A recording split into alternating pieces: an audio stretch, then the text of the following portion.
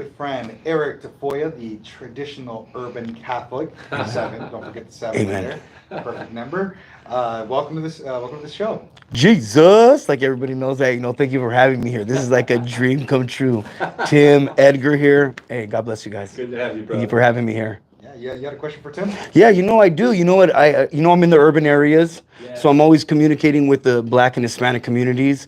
Well, out there right now, we have what we call the Hebrew Israelites that believe that the descendants, all the Native Americans and the Black Americans that were brought here on the slave ships are actually the lost tribes of Israel and the tribe of Judah. So the northern kingdoms and the southern kingdoms were over here in this area. So they use the virgin birth, the Trinity. We argue about all kinds of stuff. They're totally, what would I say? They would be Arianists. But what they debate about a lot is the word Alma. And I need to learn how to defend that because they say it doesn't mean virgin. Yeah. And how can I defend that, brother? Yeah, it's a great question, an important question. And first of all, Alma does have a wider semantic range than to only mean virgin. But here's the key, brother. I think we're infected by a modern culture of immorality where we think, well, because it can mean young woman, well, then it could mean a promiscuous woman. And that's false. In fact, in the Hebrew mind, the young woman, the Alma, is a virgin. Remember, in the Yes. Old Testament, brother, if you took the virginity of somebody, you were in danger. Well, there were in different contexts, it could result in death, Yes. or it could result in several different punishments, including having to take that woman for your bride for the rest of your life, and you could never divorce her. Remember, divorce was permitted in the Old Testament in certain circumstances, but that sin was so grave in the mind of the Jew, and this is God's revelation we're talking about here. Yes. You could never divorce her no matter what she does to you, brother, because of what you did to her. Yes. See, this is why when the Hebrew scriptures are being translated into Greek, the word Parthenos is used in the Septuagint. And all Christians by the time of Christ and thereafter understood this to mean virgin. Why? Because Alma meant young woman who is a virgin. This is the presumption in Hebrew culture, and it was the abnormal thing, and in fact gravely sinful thing for a young woman to have been deflowered, right? Yes. See, our culture, we don't even understand that anymore because virginity is something that's lost commonly in our culture, and we don't think too highly of it, brother. God does. Yeah. His word does. And so it would be a grave insult to Hebrew culture, Hebrew tradition, if you were to say that the Alma doesn't mean virgin, you'd have some real trouble in Jewish culture. They would say, of course she's a virgin. And in fact, if she's not, if we can prove it, there's going to be trouble. All right? Yeah. So of course in Hebrew culture, she's a virgin. Parthenos means virgin.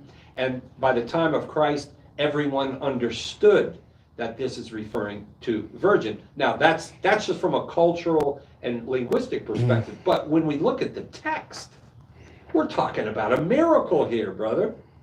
Right? Yeah. A sign shall be given. What kind of sign would it be for a young woman to give birth to a child?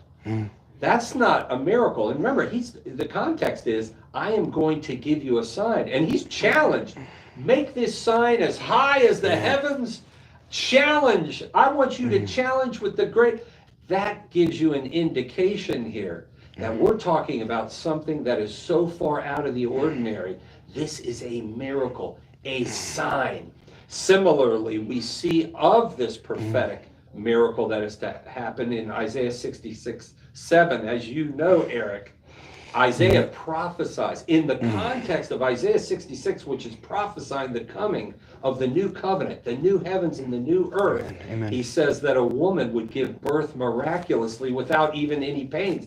Who has seen such a thing as this, right? So the miraculous nature of the Messiah's birth is not only here in Isaiah with the miraculous, Isaiah 7:14 and the miraculous sign, but even the birth of the Messiah was going to be miraculous, right? Amen. So, brother, for those who want to bring down, and really that's what you're doing ultimately, and I'll leave you with this thought, brother, but when you attack the Marian dogmas, when you end up ultimately attacking the incarnation, you end up attacking the whole Christ event.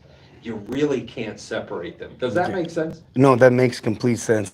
Great Marianology leads to a great Christology. But I got one more question for you, Fire though. away. Okay, everybody knows Traditional Urban Catholic 7 on YouTube, everybody out there. But I need to ask Tim this question. What are you going to be doing on June 1st, Tim? I'm going to be hanging out with Eric, and we're going to be rocking the house.